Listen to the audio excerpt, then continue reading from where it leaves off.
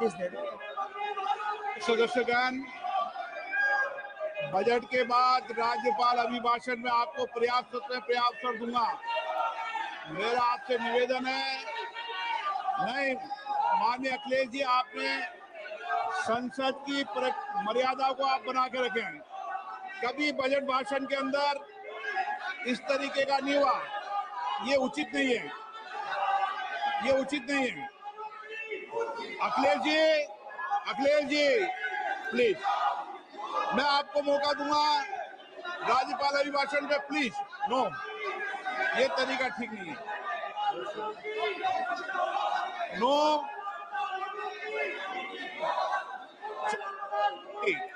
राज्यपाल अभिभाषण पर चर्चा होगी। नो तरीका। Honorable Speaker, I present the budget for 25-26. This budget continues our government's efforts to A. Accelerate growth, B. Secure inclusive development, C. Invigorate private sector investments, D. Uplift household sentiments, and E. Enhance spending power of India's rising middle class. Together, we embark on a journey to unlock our nation's tremendous potential for greater prosperity and global positioning under the leadership of Honorable Prime Minister Shri Narendra Modi. As we complete the first quarter of the 21st century, continuing geopolitical headwinds suggest lower global economic growth over the medium term. However, our aspiration for a Vikasit Bharat inspires us, and the transformative work we have done during our government's first 2 terms guides us to march forward resolutely. Our economy is the fastest growing among all major economies. Our development track record for the past 10 years and structural reforms have drawn global attention. Confidence in India's capability and potential has only grown in this period. We see the next 5 years as a unique opportunity to realize Sabka Vikas, stimulating balanced growth of all regions. The great Telugu poet and playwright Gurujada Apparao had said, Deshamante matti kadoy, Deshamante manushuloy, meaning a country is not just its soil, a country is its people.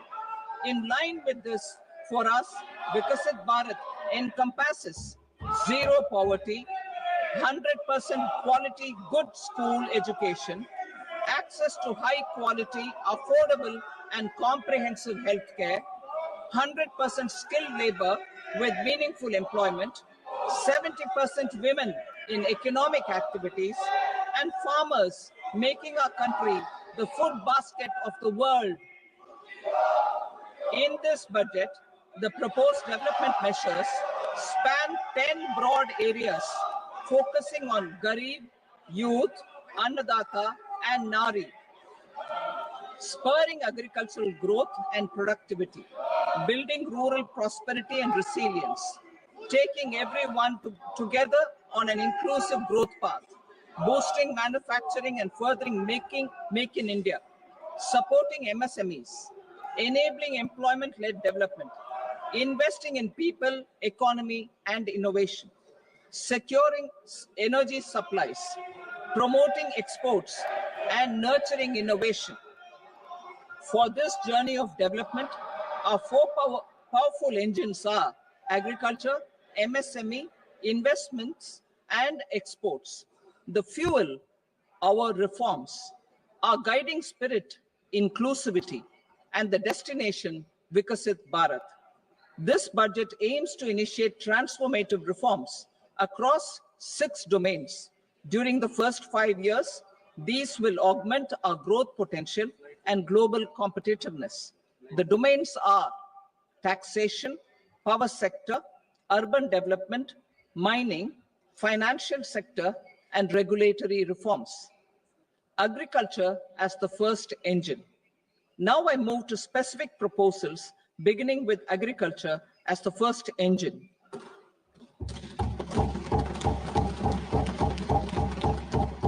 Prime Minister Dhan Dhanya Krishi Yojana, Developing Agri-Districts Program. Motivated by the success of the Aspirational District Program, our government will undertake a Prime Minister Dhan Dhanya Krishi Yojana in partnership with states. Through the convergence of existing schemes and specialized measures, the program will cover 100 districts with low productivity, moderate crop intensity, and below average credit parameters. It aims to 1. Enhance agricultural productivity, 2. Adopt crop diversification and sustainable agricultural practices, 3. Augment post-harvest storage at the panchayat and block level, 4. Improve irrigation facilities, and 5. Facilitate availability of long-term and short-term credit. This program is likely to help 1.7 crore farmers. Building rural prosperity and resilience.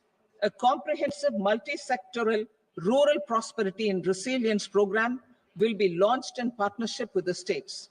This will address underemployment in agriculture through skilling, investment, technology, and invigorating the rural economy. The goal is to generate ample opportunities in rural areas so that migration is an option but not a necessity. The program will focus on rural women, young farmers, rural youth, marginal and small farmers, and landless families. The details are in Annexure A. Domestic best practices will be incorporated, and appropriate technical and financial assistance will be sought from multilateral development banks. In phase 1, 100 developing agri-districts will be covered. Atmanirbharta in pulses. Our government is implementing the National Mission for Edible Oil Seed for achieving Atmanirbharta in edible oils. Our farmers have the capability to grow enough for our needs and more. 10 years ago, we made concerted efforts and succeeded in achieving near self-sufficiency in pulses. Farmers responded to the need by increasing the cultivated area by 50%, and government arranged for procurement and remunerative prices. Since then, with rising incomes and better affordability, our consumption of pulses has increased significantly. Our government will now launch a 6-year mission for Atmanirbharta in pulses with a special focus on Tuar, Urad, and Masoor. Details are in Annexure B.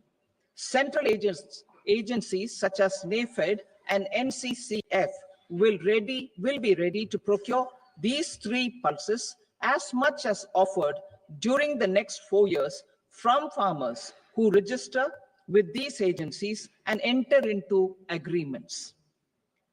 Comprehensive program for vegetables and fruits.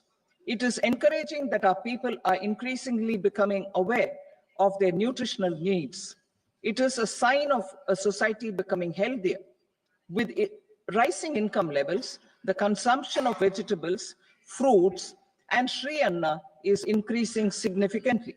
A comprehensive program to promote production, efficient supplies, processing, and remunerative prices for farmers will be launched in partnership with the states. Appropriate institutional mechanisms for implementation and participation of farmer producer organizations and cooperatives will be set up. Makhana board in Bihar. For this, there is a special opportunity for the people of Bihar. A Makhana board will be established in the state to improve production, processing, value addition, and marketing of Makhana. The people engaged in these activities will be organized into FPOs. The board will provide hand-holding and training support to Makhana farmers, and will also work to ensure they receive the benefits of all relevant government schemes. A national mission on high-yielding seeds will be launched, aimed at 1. Strengthening research ecosystem, 2. Targeted development and propagation of seeds with high yield, pest resistance, and climate resilience, and 3. Commercial availability of more than 100 seed varieties released since July 2024. India ranks second largest globally in fish production and aquaculture. Seafood exports are valued at 60,000 crore rupees. To unlock the untapped potential of the marine sector, our government will bring in an enabling framework for sustainable harnessing of fisheries from Indian exclusive economic zone and high seas, with a special focus on the Andaman and Nicobar and Lakshadweep Islands. For the benefit of lakhs of cotton growing farmers, I am pleased to announce a mission for cotton productivity. This 5-year mission will facilitate significant improvements in productivity and sustainability of cotton farming and promote extra long staple cotton varieties. The best of science and technology support will be provided to farmers. Aligned with our integrated 5F vision for the textile sector, this will help in increasing incomes of the farmers and ensure a steady supply of quality cotton for rejuvenating India's traditional textile sector. Kisan credit cards facilitate short-term loans for 7.7 crore farmers, fishermen, and dairy farmers. The loan limit under modified interest subvention scheme will be enhanced from 3 lakh rupees to 5 lakh rupees for loans taken through the KCC. For Atmanirbharta in urea production, our government had reopened 3 dormant urea plants in the eastern region. To further augment urea supply, a plant with annual capacity of 12.7 lakh metric tons will be set up at Namrup in Assam.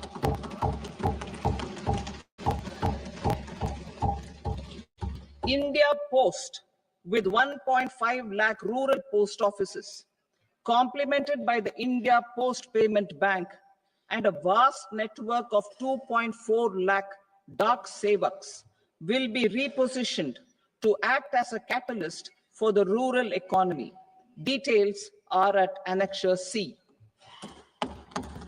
India Post will also be transformed as a large public logistics organization. This will meet the rising needs of Vishwakarmas, new entrepreneurs, women, self-help groups, MSMEs, and the large business organizations. Our government will provide support to NCDC for its lending operations for the cooperative sector. MSMEs as the second engine. Now I move to MSMEs as the second engine, which encompasses manufacturing and services with a focus on MSMEs numbering 5.7 crores. Currently, over 1 crore registered MSMEs, employing 7.5 crore people and generating 36% of our manufacturing, have come together to position India as a global manufacturing hub. With their quality products, these MSMEs are responsible for 45% of our exports. To help them achieve higher efficiencies of scale, technological upgradation, and better access to capital, the investment and turnover limits for classification of all MSMEs will be enhanced to 2.5 and 2 times respectively. This will give them the confidence to grow and generate employment for our youth. The details are given in Annexure D. To improve access to credit, the credit guarantee cover will be enhanced. First, for micro and small enterprises from 5 crore to 10 crore rupees, leading to additional credit of 1.5 lakh crores in the next 5 years. Second, for startups from 10 crore rupees to 20 crore rupees, with the guarantee fee being moderated to 1% for loans in 27 focus sectors, which are important for Atmanirbhar Bharat. And for well-run exporter MSMEs, for term loans up to 20 crore rupees.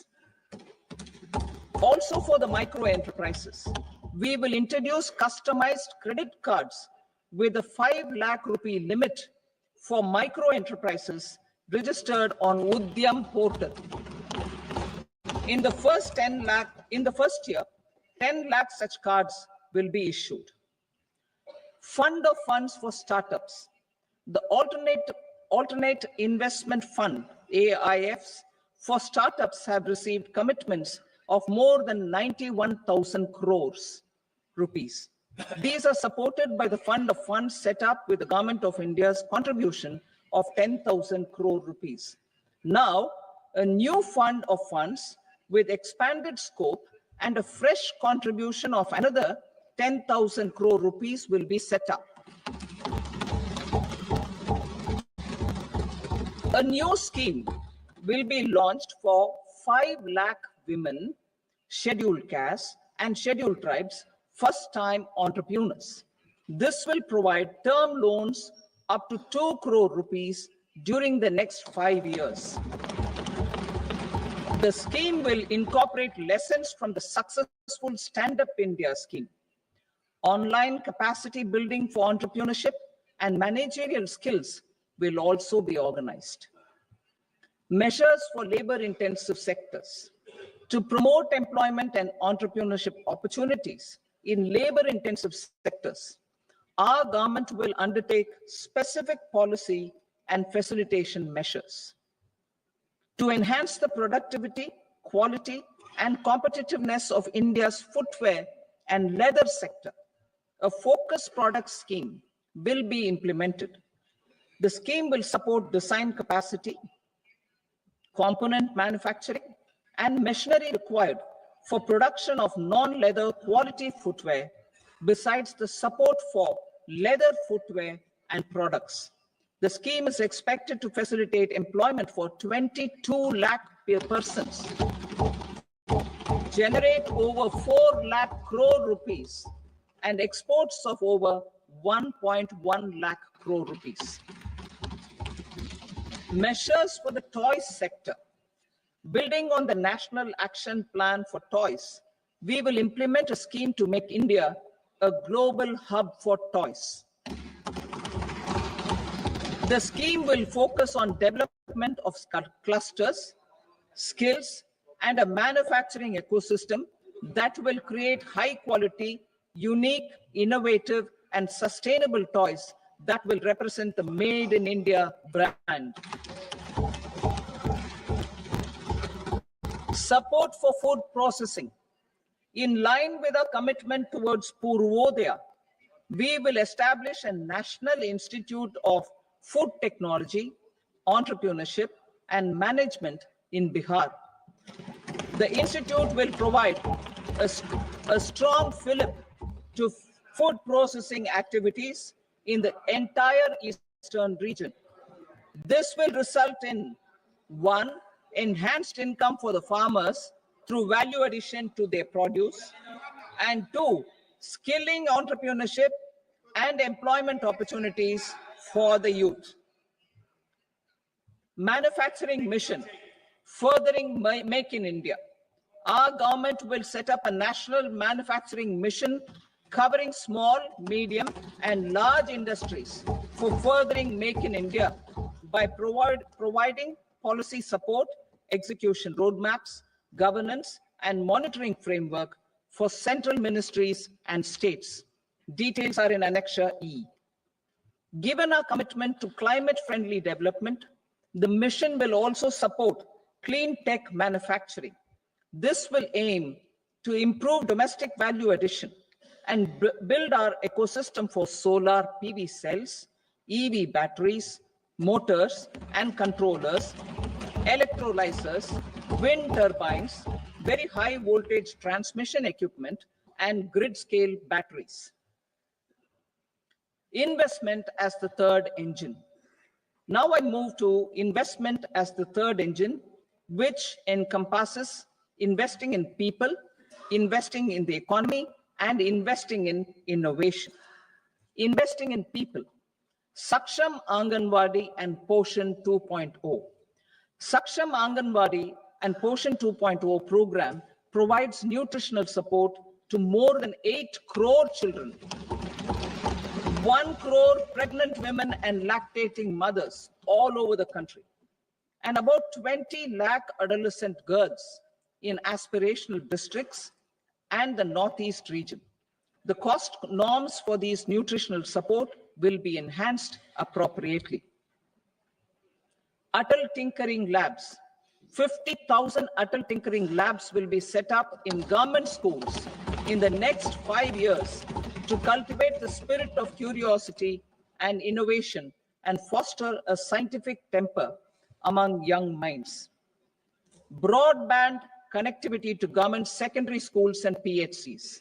Broadband connectivity will be provided to all government secondary schools and primary health centers in rural areas under the BharatNet project. Bharatiya Bhasha Pustak Scheme. We propose to implement a Bharatiya Bhasha Pustak scheme to provide digital form Indian language books for schools and for higher education. This aims to help students understand their subjects better and in their language. National Centers of Excellence for Skilling. Building on the initiative announced in the July 24 budget, 5 national centers of excellence for skilling will be set up with global expertise and partnerships to equip our youth with the skills required for Make for India, Make for the World manufacturing.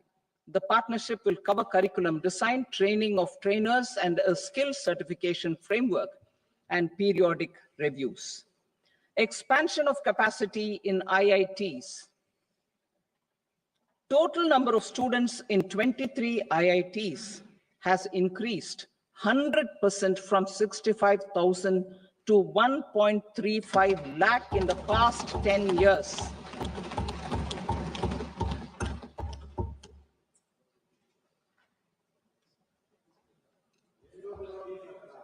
Additional infrastructure will be created in the 5 IITs started after 2014 to facilitate education for 6,500 more students. Hostel and other infrastructure capacity at IIT Patna will also be expanded.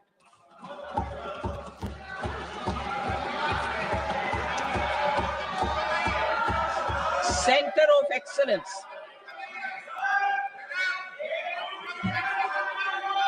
Center of Excellence in AI for Education.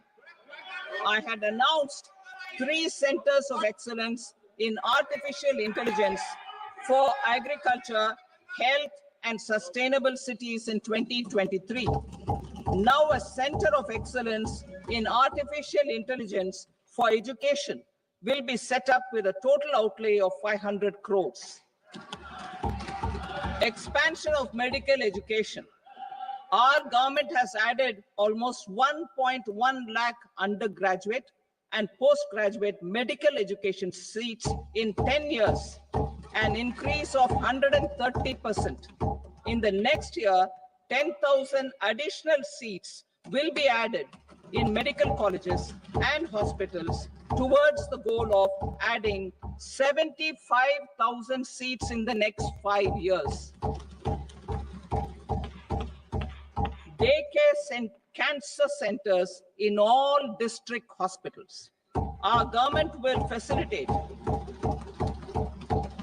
setting up of daycare cancer centers in all district hospitals in the next 3 years. 200 centers will be established in 25-26 itself. Strengthening urban livelihoods.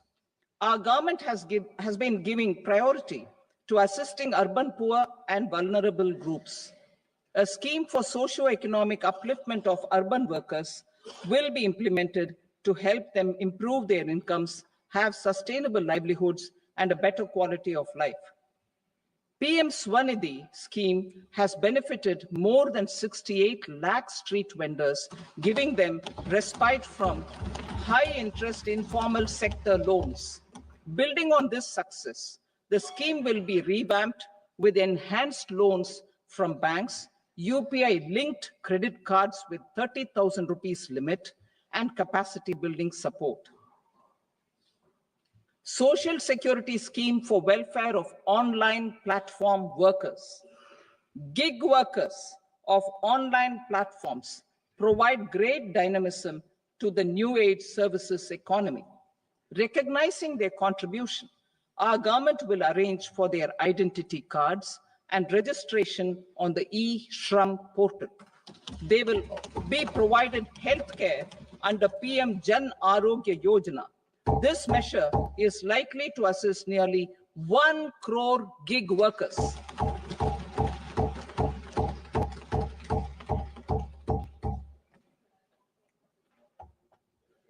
Investing in the economy. Public-private partnership in infrastructure. Each infrastructure-related ministry will come up with a 3-year pipeline of projects that can be implemented in PPP mode. States will also be encouraged to do so and can seek support from the India Infrastructure Project Development Fund, which is a scheme to prepare PPP proposals. Support to states for infrastructure. An outlay of 1.5 lakh crore is proposed for the 50-year interest-free loans to states for capital expenditure and incentives for reforms. Building on the success of the first asset monetization plan announced in 2021, the second plan for 2025 to 30 will be launched to plow back capital of 10 lakh crore in new projects. Regulatory and fiscal measures will be fine-tuned to support the plan. Jal Jeevan Mission. Since 2019, 15 crore households, representing 80% of India's rural population, have been provided access to portable tap water connections. To achieve 100% coverage, I am pleased to announce the extension of this mission until 2028 with an enhanced total outlay. The mission's focus will be on the quality of infrastructure and O&M of rural piped water supply schemes through Jan Bhagidari. A separate MOU or separate MOUs will be signed with the states and union territories to ensure sustainability and citizen-centric water services delivery. Urban sector reforms. Building on the July budget proposals, urban sector reforms related to governance, municipal services, urban land, and planning will be incentivized. Urban Challenge Fund. The government will set up an urban challenge fund of 1 lakh crore rupees to implement the proposals for cities as growth hubs, creative redevelopment of cities, and for water and sanitation purposes announced in the July budget. This fund will finance up to 25% of the cost of bankable projects, with a stipulation that at least 50% of the cost is funded from bonds, bank loans, and PPPs. An allocation of 10,000 crore is proposed in 2025-26. Power sector reforms. We will incentivize electricity distribution reforms and augmentation of intra-state transmission capacity by states. This will improve financial health and capacity of electricity companies. Additional borrowing of 0.5% of GSDP will be allowed to states contingent on these reforms. Nuclear energy mission for Vikasit Bharat. Development of at least 100 gigawatt of nuclear energy by 2047 is essential for our energy transition efforts. For an active partnership with the private sector towards this goal, amendments to the Atomic Energy Act and the Civil Liability for Nuclear Damage Act will be taken up. A nuclear energy mission for research and development of small modular reactors with an outlay of 20,000 crore will be set up. At least 5 indigenously developed small modular reactors will be operationalized by 2033. Shipbuilding. The shipbuilding financial assistance policy will be revamped to address cost disadvantages. This will also include credit notes for shipbreaking in Indian yards to promote the circular economy. Large ships above a specified size will be included in the infrastructure harmonized master list. Shipbuilding clusters will be facilitated to increase the range, categories, and capacity of ships. This will include additional infrastructure, facilities, skilling, and technology to develop the entire ecosystem. Maritime Development Fund. For long-term financing for the maritime industry, a Maritime Development Fund with a corpus of 25,000 crore rupees will be set up. This will be for distributed support and promoting competition. This will have up to 49% contribution by the government, and the balance will be mobilized from ports and from private sector. UDAN regional connectivity schemes. UDAN has enabled 1.5 crore middle-class people to meet their aspirations for speedier travel. The scheme has connected 88 ports, airports, and operationalized 619 routes. Inspired by that success, a modified UDAN scheme will be launched to enhance regional connectivity to 120 new destinations and carry 4 crore passengers in the next 10 years. 4 crore additional passengers in the next 10 years. The scheme will also support helipads and smaller airports in hilly, aspirational, and northeast regional districts.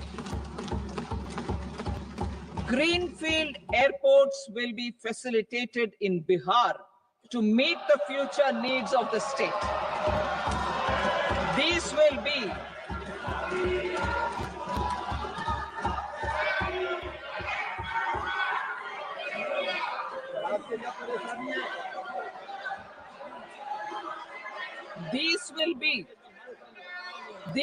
be in addition to the expansion of the capacity of Patna Airport and a brownfield airport in Beta. Western Kosi Canal project in Mithilanchal. Financial support will be provided for the Western Kosi Canal ERM project, benefiting a large number of farmers cultivating over 50,000 hectares of land in the Mithilanchal region of Bihar. Mining sector reforms. Mining sector reforms, including those for minor minerals, will be encouraged through sharing of best practices and institutions of a state mining index. A policy for recovery of critical minerals from tailings will be brought out. Under the special window for affordable and mid-income housing, SWAMI, 50,000 dwelling units in stressed housing projects have been completed, and keys handed over to home buyers. Another 40,000 units will be completed in 2025, further helping middle-class families who are paying EMIs on loans taken for apartments while also paying rent for their current dwellings. Building on this success, Swami Fund 2 will be established as a blended finance facility with contribution from the government, banks, and private investors. This fund of 15,000 crore rupees will aim for expeditious completion of another 1 lakh units. PM Gati Shakti data for private sector. For furthering PPPs and assisting the private sector in project planning, access to relevant data and maps from the PM Gati Shakti portal will be provided. Tourism for employment-led growth. Top 50 tourist destination sites in the country will be developed in partnership with states through a challenge mode. Land for building key infrastructure will have to be provided by the states. Hotels in these destinations will be included in the infrastructure harmonized list. The following measures will be taken for facilitating employment-led growth. Organizing intensive skill development programs for our youth, including in institutes of hospitality management. Providing mudra loans for homestays. Improving ease of travel and connectivity to tourist destinations. Providing performance-linked incentives to states for effective destination management, including tourist amenities, cleanliness, and marketing efforts. And introducing streamlined e-visa facilities along with visa fee waivers for certain tourist groups. Continuing with the emphasis on places of spiritual and religious significance, in the July budget, there will be a special focus on destinations related to the life and times of Lord Buddha. Medical tourism and heal in India. Medical tourism and heal in India will be promoted in partnership with the private sector, along with capacity building and easier visa norms. Investing in innovation. To implement private sector-driven research, development, and innovation initiatives announced in the July budget, I am now allocating 20,000 crore rupees for this purpose. A deep tech fund of funds will also be explored to catalyze the next generation startups as a part of this initiative. In the next 5 years, under the PM Research Fellowship Scheme, we will provide 10,000 fellowships for technological research in IITs and IISc with enhanced financial support. The second gene bank with 10 lakh germplasm lines will be set up for future food and nutritional security. This will provide conservation support to both public and private sectors for genetic resources. We will start a national geospatial mission to develop foundational geospatial infrastructure and data. Using PM Gati Shakti, this mission will facilitate modernization of land records, urban planning, and design of infrastructure projects. A Gyan Bharatam mission for survey, documentation, and conservation of our manuscript heritage with academic institutions, museums, libraries, and private collectors will be undertaken to cover more than 1 crore manuscripts. We will set up a national digital repository of Indian knowledge systems for knowledge sharing. Now I move to exports as the fourth engine. We will set up an export promotion mission with sectoral and ministerial targets driven jointly by the Ministries of Commerce, MSME, and Finance. It will facilitate easy access to export credit, cross-border factoring support, support to MSMEs to tackle non-tariff measures in overseas markets. A digital public infrastructure, Bharat Trade Net, for international trade will be set up as a unified platform for trade documentation and financing solutions. This will complement the Unified Logistics Interface platform. The BTN will be aligned with international practices. Support will be provided to develop domestic manufacturing capacities for our economy's integration with global supply chains. Sectors will be identified based on objective criteria. Facilitation groups with participation of senior officers and industry representatives will be formed for select products and supply chains. Through this, there are huge opportunities related to Industry 4.0, which needs high skills and talent. Our youth have both. Our government will support the domestic electronic equipment industry to leverage this opportunity for the benefit of our youth. A national framework will be formulated as guidance to states for promoting global capability centers in emerging Tier 2 cities. This will suggest measures for enhancing availability of talent and infrastructure, building bylaw reforms, and mechanisms for collaboration with industry. Our government will facilitate upgradation of infrastructure and warehousing for air cargo, including high-value perishable horticultural produce. Cargo screening and customs protocol will be streamlined and made user-friendly. Reforms as the fuel. Over the past 10 years, our government has implemented several reforms for convenience of taxpayers, such as faceless assessment, 2, taxpayer charter, 3, faster returns, 4, almost 99% returns being on self-assessment, and 5, Vivad Se Vishwas scheme.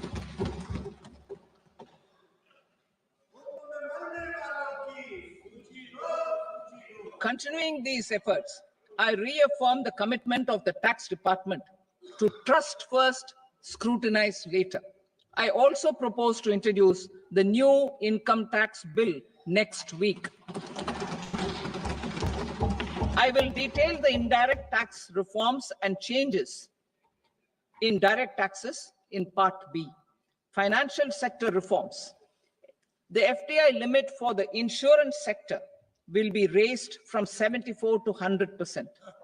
This enhanced limit will be available for those companies which invest the entire premium in India. The current guardrails and conditionalities associated with foreign investment will be reviewed and simplified. The services of India Post Payment Bank will be deepened and expanded in rural areas. NABFID will set up a partial credit enhancement facility for corporate bonds for infrastructure. Public sector banks will develop Grameen Credit Score framework to serve the credit needs of SHG members and people in rural areas. A forum for regulatory coordination and development of pension products will be set up. To implement the earlier announcement on simplifying the KYC processes, the revamped central KYC registry will be rolled out in 2025. We will also implement a streamlined system for periodic updating. Requirements and procedures for speedy approval of company mergers will be rationalized. The scope for fast-track mergers will also be widened and the process made simpler. As proposed in the interim budget, We signed bilateral investment treaties with 2 countries in 2024 to encourage sustained foreign investment, and in the spirit of First Develop India, the current model BIT will be revamped and made more investor-friendly.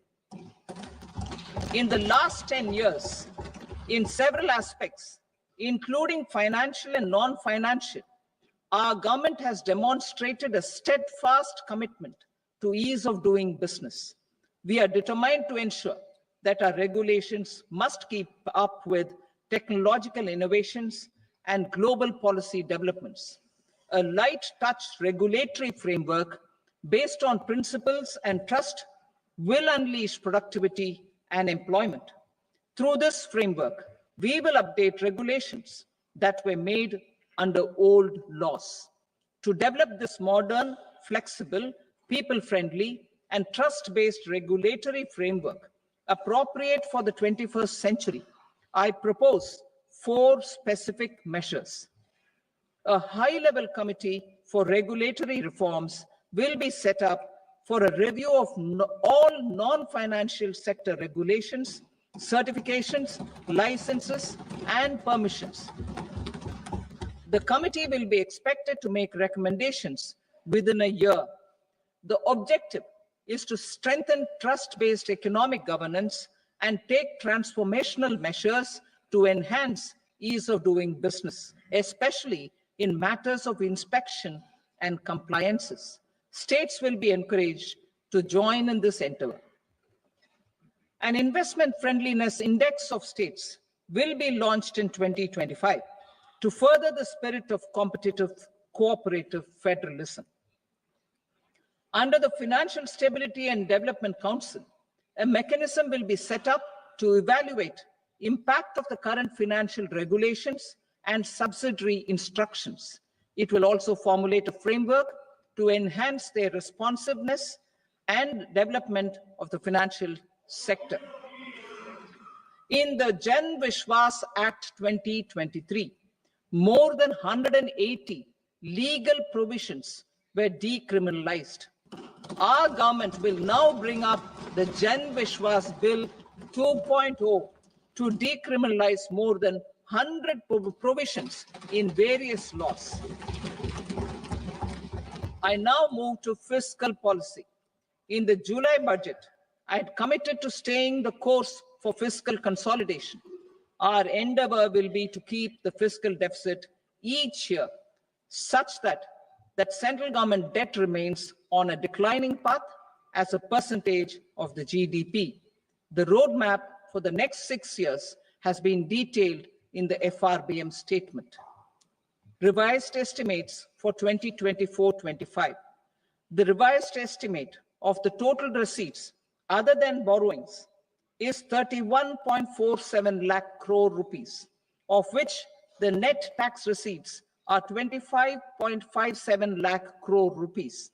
The revised estimate of the total expenditure is 47.16 lakh crore rupees, of which the capital expenditure is about 10.18 lakh crore rupees. The revised estimate of the fiscal deficit is 4.8% of the GDP. Budget estimates for 25-26. Coming to 25-26, the total receipts other than borrowings and total expenditure are estimated at 34.96 lakh crore rupees and 50.65 lakh crore rupees respectively. The net tax receipts are estimated at 28.37 lakh crore rupees. The fiscal deficit is estimated to be 4.4% of GDP. To finance the fiscal deficit, the net market borrowings from dated securities are estimated at 11.54 lakh crore. The balance financing is expected to come from small savings and other sources. The gross market borrowings are estimated at 14.82 lakh crore rupees. I will now move to Part B. Indirect taxes. My proposals relating to customs aim to rationalize tariff structure and address duty inversion. These will also support domestic manufacturing and value addition, promote exports, facilitate trade, and provide relief to common people. Rationalization of customs tariff structure for industrial goods. As a part of comprehensive review of customs rate structure announced in July 2024 budget, I propose to 1. Remove 7 tariff rates. This is over and above the 7 tariff rates removed in 23-24 budget. After this, there will be only 8 remaining tariff rates, including 0 rate. 2. Apply appropriate cess to broadly maintain effective duty incidence, except on a few items where such incidence will reduce marginally. 3. Levy not more than 1 cess or surcharge. Therefore, I propose to exempt social welfare surcharge on 82 tariff lines that are subject to a cess. I shall now take up sector-specific proposals. To provide relief to patients, particularly those suffering from cancer, rare diseases, and other severe chronic diseases, I propose to add 36 life-saving drugs and medicines to the list of medicines fully exempted from basic custom duty.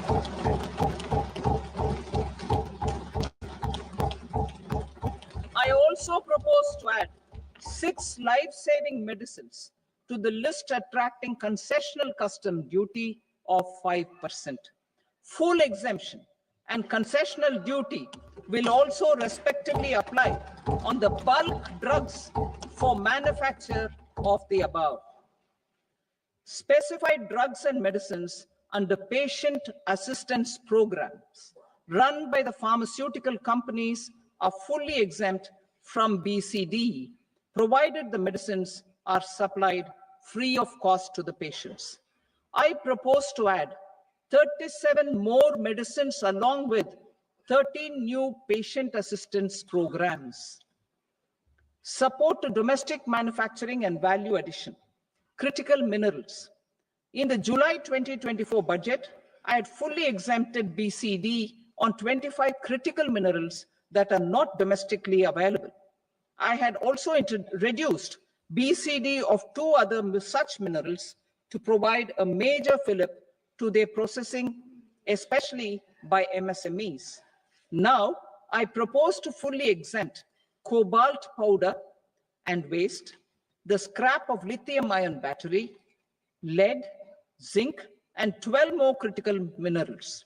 This will help secure the availability for manufacturing in India and promote more jobs for our youth. To promote domestic production of technical textile products, such as agro-textiles, medical textiles, and geotextiles at competitive prices, I propose to add 2 more types of shuttle-less looms to the list of fully exempted textile machinery.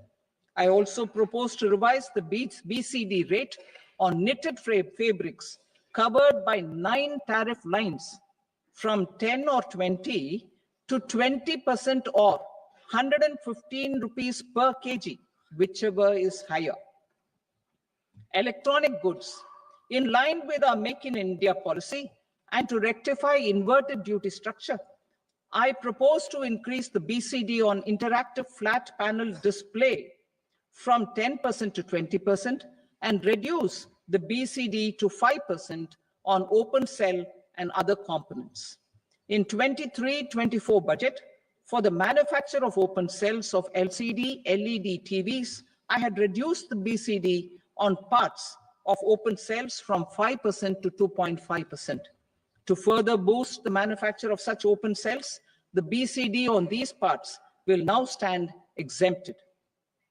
Lithium-ion battery. To the list of exempted capital goods, I propose to add 35 additional capital goods for EV battery manufacturing and 28 additional capital goods for mobile phone battery manufacturing. This will boost domestic manufacture of lithium-ion batteries, both for mobile phones and for electric vehicles.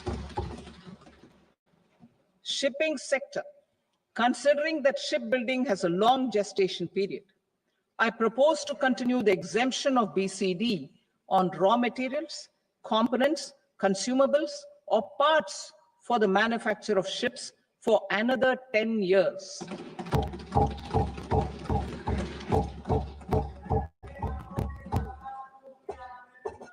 I also propose the same dispensation for shipbreaking to make it more competitive. Telecommunication.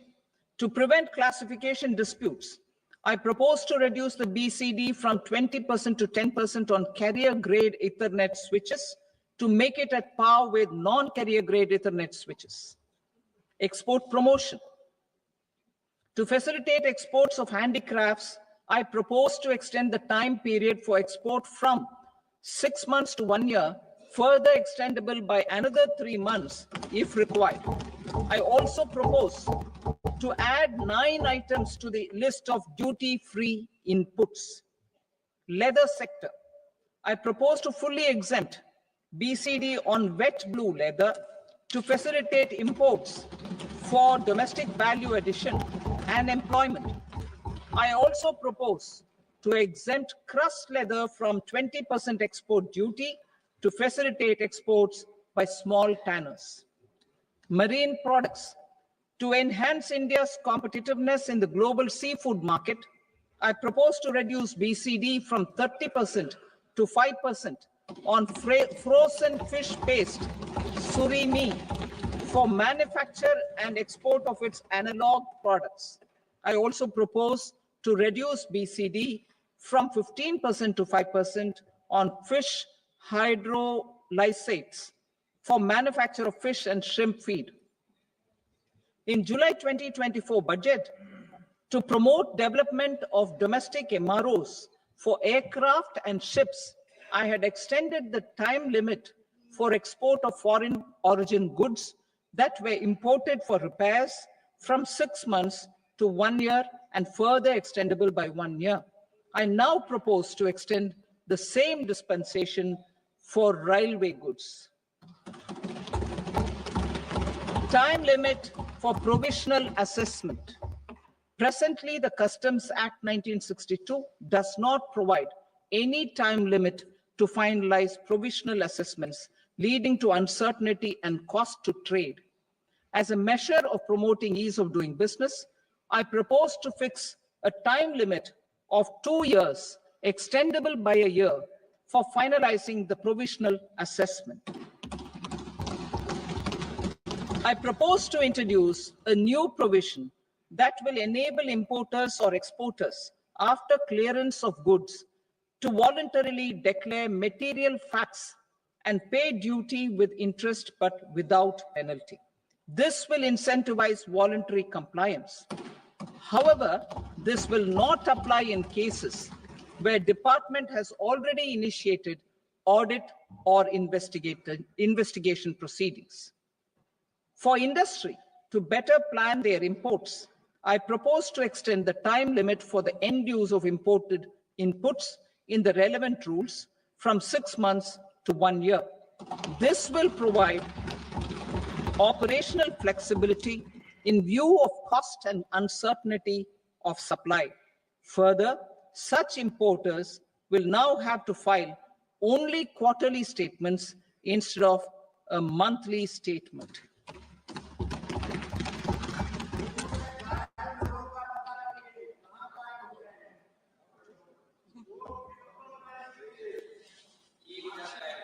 I now come to my direct tax proposals. In Part A, I have briefly underlined taxation reforms as one of key reforms to realize our vision of Vikasit Bharat. In respect of criminal law, our government had earlier ushered in Bharatiya Nyaya Sanhita, replacing Bharatiya Danda Sanhita.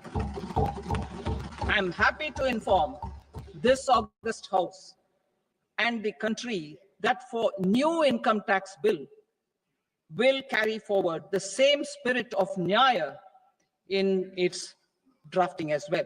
The new bill will be clear and direct in text, with close to half of the present law in terms of both chapters and words. It will be simple to understand for taxpayers and tax administrators, leading to tax certainty and reduced litigation. Reforms, however, are not a destination. They are means to achieve good governance for our people and economy. Providing good governance primarily involves being responsive. The Tirukkural captures this in verse 542, which reads, "Vaanokki vaazhum ulagallam, mannavan kol nokki vaazhum kudi," meaning, just as the living beings live expecting rains, citizens live expecting good governance. Our government is committed to keeping an ear to the ground and a finger on the pulse and responding while balancing our national building efforts.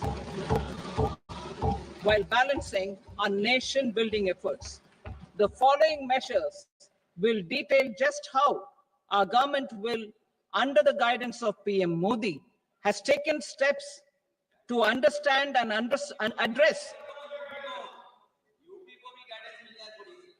I repeat that sentence, sir. The following measures will detail just how our government, under the guidance of PM Modi, has taken steps to understand and address the needs voiced by our citizens. My tax proposals are guided by this spirit. The objectives of my proposals are as follows. Personal income tax reforms with special focus on middle class. Rationalization of TDS and TCS for easing difficulties. Encouraging voluntary compliance. Reducing compliance burden. Ease of doing business, employment, and investment. I will come to my proposal on personal income tax towards the end. TDS and TCS, rationalization for easing difficulties. I propose to rationalize tax deduction at source, TDS, by reducing the number of rates and thresholds above which TDS is deducted. Further, threshold amounts for tax deduction will be increased for better clarity and uniformity. The limit for tax deduction on interest for senior citizens is being doubled from the present 50,000 rupees to 1 lakh rupees. Similarly, the annual limit of 2.40 lakh rupees for TDS on rent is being increased to 6 lakh rupees. This will reduce the number of transactions liable to TDS, thus benefiting small taxpayers receiving small payments. The threshold to collect tax at source, the TCS, on remittances under RBI's liberalized remittance scheme, the LRS, is proposed to be increased from 7 lakh to 10 lakhs. I also propose to remove TCS on remittances for education purposes, where such remittances is out of a loan taken from a specified financial institution. Both TDS and TCS are being applied on any transaction related to sale of goods. To prevent such compliance difficulties, I propose to omit the TCS. I also propose that the provisions of the higher TDS deduction will now apply only in non-PAN cases. In July 2024, the delay for payment of TDS up to the due date of filing statement was decriminalized.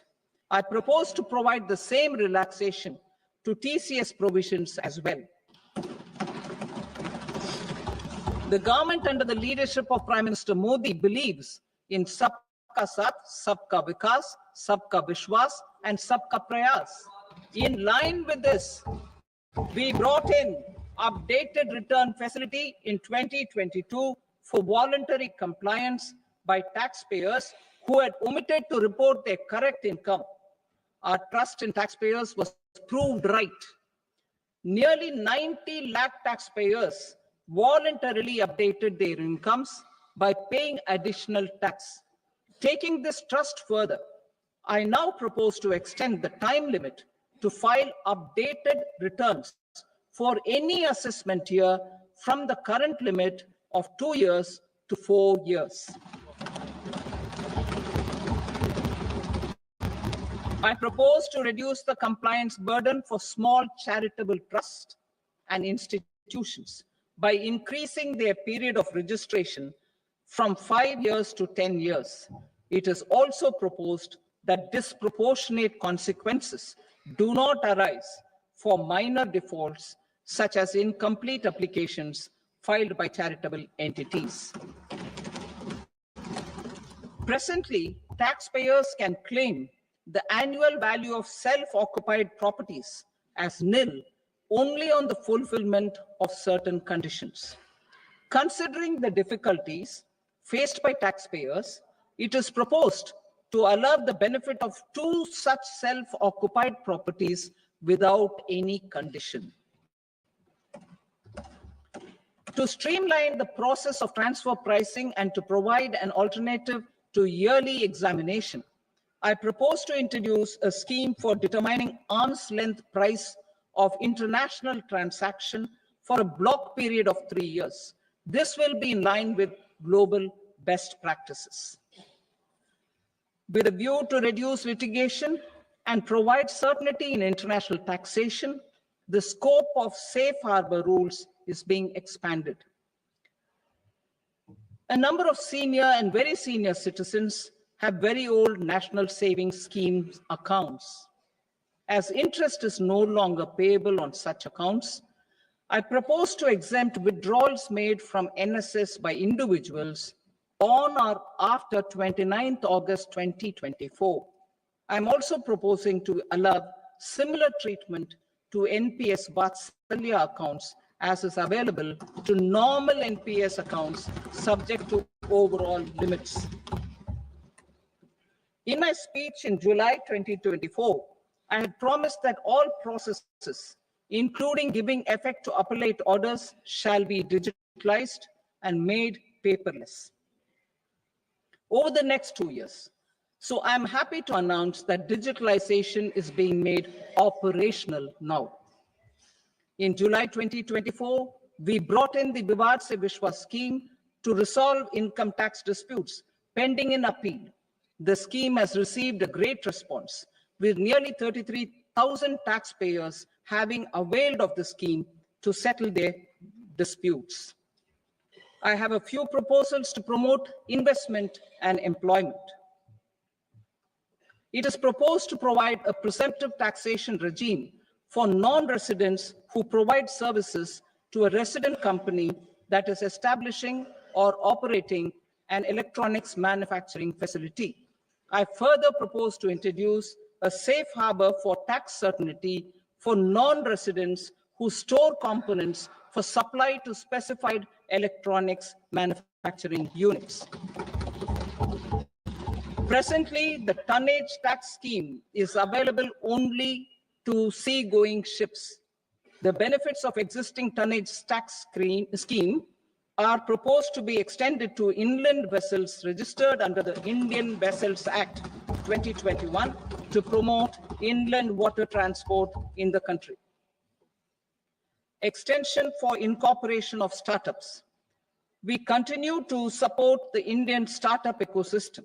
I propose to extend the period of incorporation by 5 years to allow the benefit available to startups which are incorporated before 1/4/2030. In order to attract and promote additional activities in the IFSC, I am inter alia proposing specific benefits to ship leasing units, insurance offices, and treasury centers of global companies which are set up in IFSC.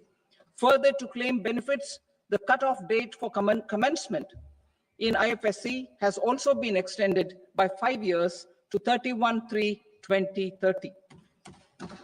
Category 1 and Category 2 AIFs are undertaking investments in infrastructure and other such sectors. I propose to provide certainty of taxation to these entities on the gains from securities. To promote funding from sovereign wealth funds and pension funds to the infrastructure sector, I propose to extend the date of making an investment by 5 more years up to 31st March 2030.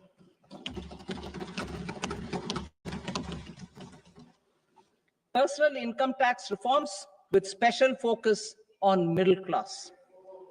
Democracy, demography, and demand are the key support pillars in our journey towards Vikasit Bharat.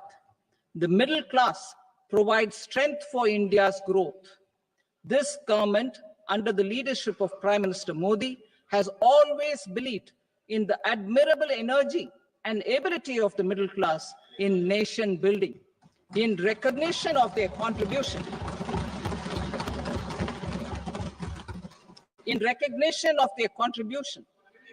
we have periodically reduced their tax burden. Right after 2014, the nil tax slab was raised to 2.5 lakhs of rupees, which was further raised to 5 lakh rupees in 2019 and to 7 lakh rupees in 2023. This is reflective of our government's trust on the middle class taxpayers. I am now happy to announce that there will be no income tax payable up to income of 12 lakh rupees.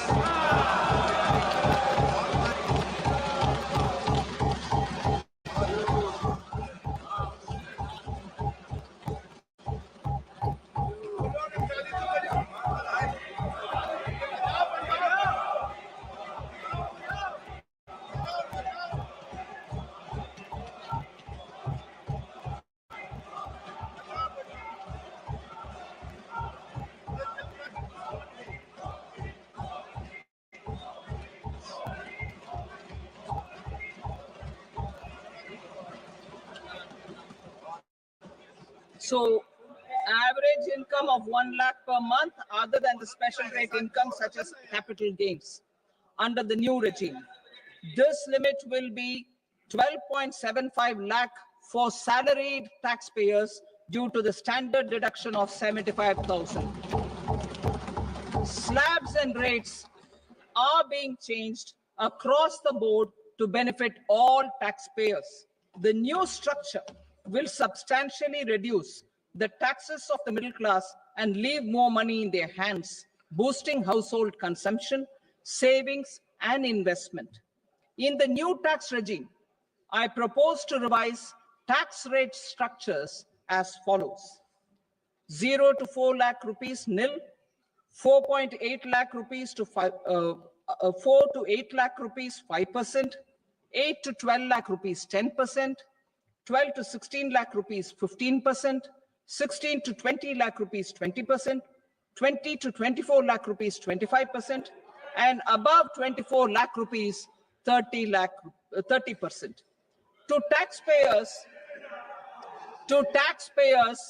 up to 12 lakh of normal income, other than special rate income such as capital gains. I read that again. To taxpayers up to 12 lakh of income, other than special rate income such as capital gains, tax rebate is being provided in addition to the benefit due to slab rate reduction in such a manner that there is no tax payable by them. The total tax benefit of slab rate changes and rebate at different income levels can be illustrated with a few examples. A taxpayer in the new regime with an income of 12 lakh rupees will get a benefit of 80,000 rupees in tax, which is 100% of tax payable as per the existing rates. A person having income of 18 lakh rupees will get a benefit of 70,000 rupees in tax. That is 30% of tax payable as per existing rates. A person with an income of 25 lakh gets a benefit of 1,10,000 rupees. That is 25% of his tax payable as per existing rates. Details of my tax proposals are given in the annexure.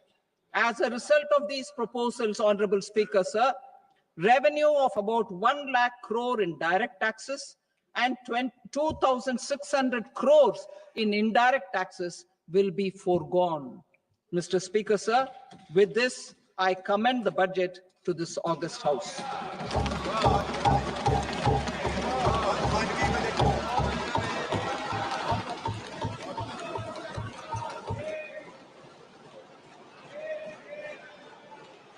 Item number 2, Srimati Nirmala Sitharaman. Sir, with your permission, I rise to lay on the table the following statements under Section 3(1) of the Fiscal Responsibility and Budget Management Act 2003, medium-term fiscal policy cum fiscal policy strategy statement and macroeconomic framework statement. Item number 3, Srimati Nirmala Sitharaman. Sir, with your permission, I rise to move for leave to introduce the Finance Bill 2025. प्रश्न ये है कि विधेयक को पुनर्स्थापित करने की अनुमति प्रदान की जाए। जो सदस्य इसके पक्ष में हाँ कहें, जो सदस्य विरोध में ना कहें। मेरे विचार में निर्णय हाँ वालों के पक्ष में हुआ। हाँ वालों के पक्ष में अनुमति प्रदान की जाती है। माननीय मंत्री जी, अब विधेयक को पुनर्स्थापित करें। Sir, I introduce the bill. Thank you. सभा की कार्रवाई सोमवार दिनांक 3 फरवरी 2025 को प्राप्त 11 बजे तक के लिए स्थगित की जाती है।